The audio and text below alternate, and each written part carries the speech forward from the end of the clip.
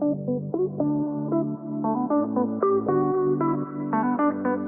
back for another video here at Team Manhattan Christian. Today we've got Rachel from Lok Saddlery and Leatherwork coming to show us what we should expect from a saddle fitting. And not only that, how good our saddles are fitting or how not so good they are. Anyway, let's go see what she has to say about ours. We have got Rachel here from Lok Saddlery and Leatherwork, and she is going to give us a quick how to sort of check that your saddle's fitting and things to look out for when you're looking at saddles. Morning everyone. So this is Promise, and I've seen Promise many times, and we're going to check his jumping saddle today. So what I'll always do, how I'll start, is I've got my notepad here and I'll keep a record every time I see Promise. So we write the date, which horse it is, because it's easy to get lost with this many horses. And we'll make a note of any changes that he's had. They could be good or bad. He's going really well. It could be an injury, what the physio's noticed, anything like that. We'll write it down here so that we can keep track of everything as we go forward. Cool. So now next we take his template. So I've written all my notes down on the other side. Now I've got the blank side of my notepad there. And you want your horse to be stood as square as possible, because it can change a lot when your horse has got a leg cocked to the side or anything like that. So I've got my flexi curve, and so it's very pliable, but it holds its shape, which is key. So we're going to take 4 lines on the template today. So the first one is going to be 2 inches behind his scapula, and you can see Promise has got quite a prominent one there, so it's really easy to find. For me, 2 inches is 3 of my fingers, so I just place that there, place that over the top, and you just squeeze it to follow the line of Promise's back there. And I'll go around the other side and do it on the other side as well. And that's our first one done. Okay, so the first one was 2 inches behind the scapula. The second one is another 2 inches behind that point.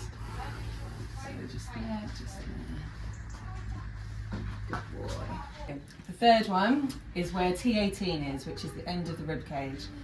So feeling along his ribs here, that last one is just there. Remember, it curves forward as it curves up to the spine. And we're just taking it across that point there.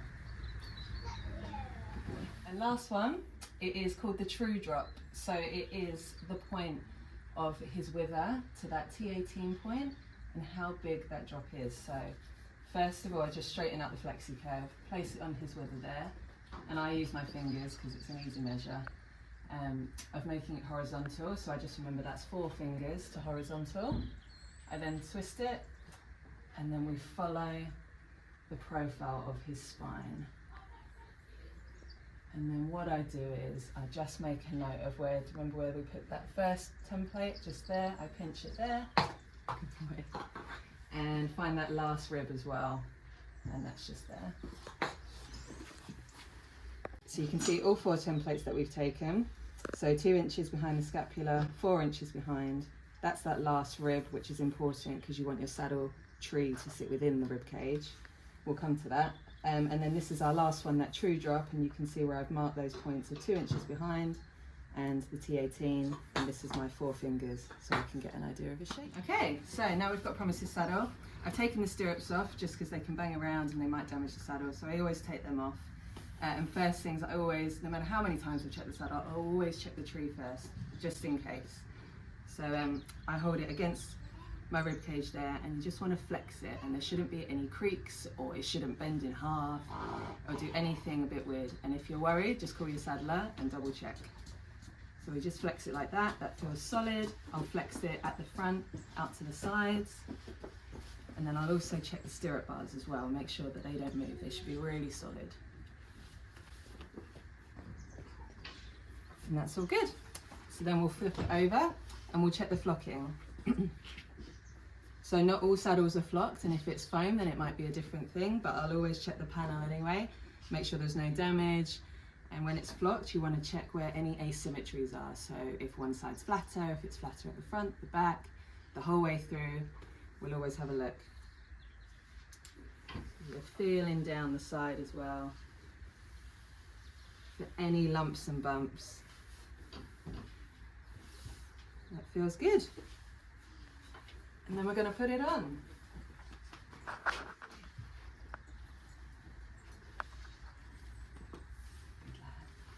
Okay.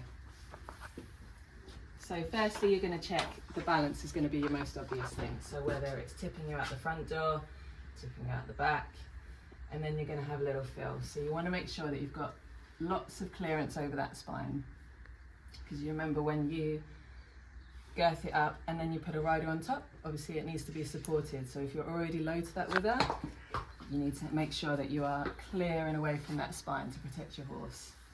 Good boy. Okay, and then next I'm going to feel his shoulder. So it's running your hand down that scapula there and just making sure that it's a nice even pressure. Your hand doesn't get stuck, it's not too tight, and it's nice and free of that shoulder blade.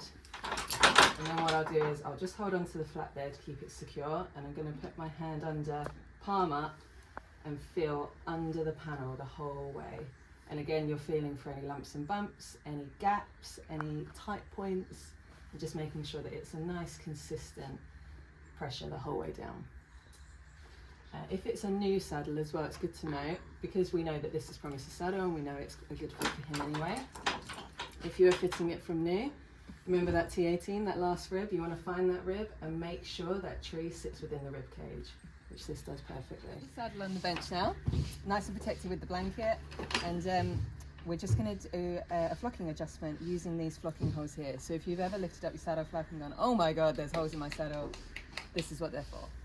So got your flocking iron, and you're just going to pop it in those holes, and it's putting flock and adjusting flock wherever the saddler thinks that it needs doing. And then another thing they'll commonly use, this is a masher, and this is just to mash down all of the flocking that they've put in, making sure that it's nice and even, and again exactly where they want it. So don't worry, we're not beating up your saddlers. Okay, and then after flocking, we'll double check it again, make sure we've done the right thing. Feeling again down that shoulder, along the panel, checking everything is where it should be. Then we would do a ridden assessment. So we'd girth it up exactly as you would, like how you normally ride, so with your saddle pad. Make sure you tell your saddlers if you're using any half pads or things, because they can really affect the fit of your saddle. So yeah, we'll tuck up just as normal. You do a ridden assessment, you'd want to see walk, trot and canter as long as you're able to, and just make sure it's all looking good. If you want to find me, you can find me online on Facebook and Instagram, Lok Saddlery and Leatherwork.